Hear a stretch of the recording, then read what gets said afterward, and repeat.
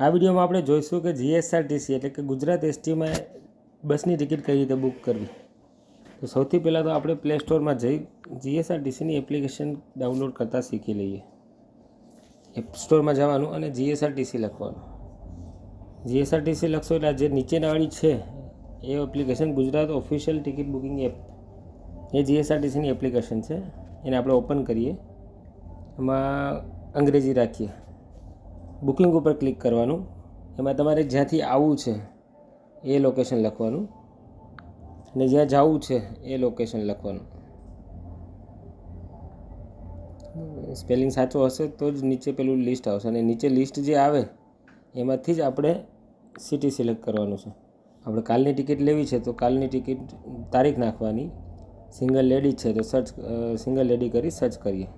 હવે આ બધી બસો છે જેમ કે વોલ્વો એક્સપ્રેસ, એમાં 12:40 અને આ જે ટાઈમ જે છે એ બધા ટાઈમ સાથે ડિપાર્ચર પ્રમાણે બસો દેખાડી દેશે।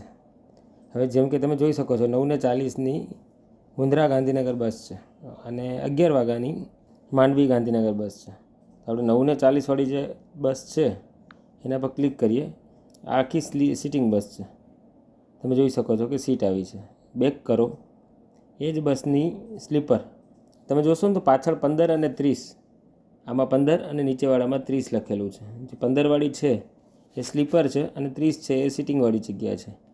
જેમ કે તમે જોઈ શકો છો કે 11 વાળાવાળી ફૂલ છે અને જે 23 વાળી છે એસી સ્લીપર, એમાં 2 સીટ અને 18 સીટ દેખાડે છે।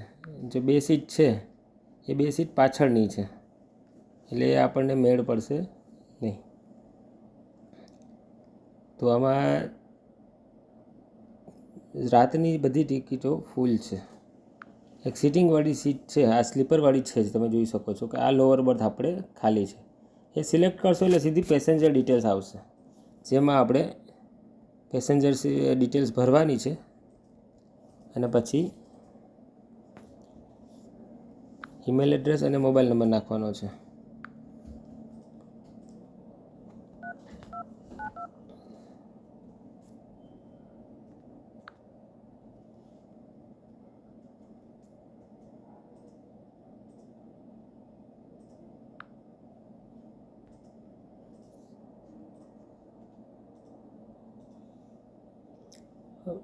ડિટેલ્સ ભરી દીધા પછી કન્ફર્મ બુકિંગ કરવાનું, એટલે તમને ફેર ડિટેલ દેખાડશે કે તમારે કેટલા રૂપિયા ચૂકવવાના થાય છે।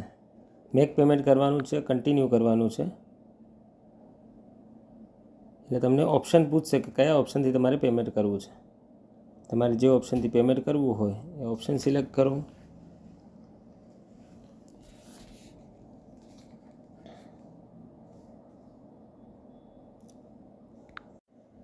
પેમેન્ટ પ્રોસેસ કરી દીધા પછી તમને દેખાડી દેશે કે યોર બુકિંગ ઇઝ કન્ફર્મ્ડ।